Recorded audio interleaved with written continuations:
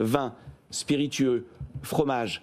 On va voir reconnaître grâce au Mercosur les appellations d'origine contrôlée, etc. Donc attention, quand on dit l'agriculture est le grand perdant du Mercosur, c'est pas tout à fait exact. Certaines productions.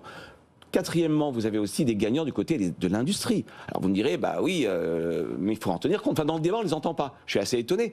On sait bien que c'est plutôt l'industrie automobile. On a du mal à vendre nos voitures dans le reste du monde. Bah, c'est peut-être un débouché important. On oublie que le Mercosur, c'est 800 millions d'habitants. C'est le deuxième marché au monde.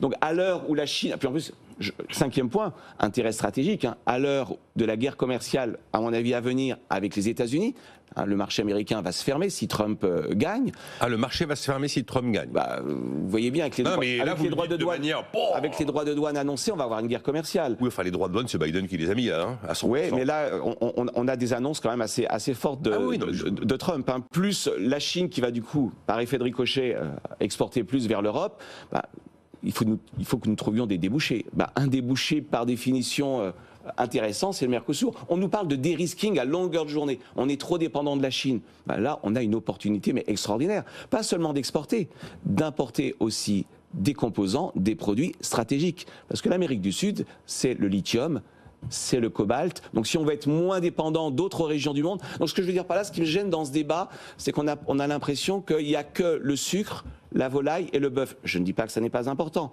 Je dis, regardons le débat dans sa globalité.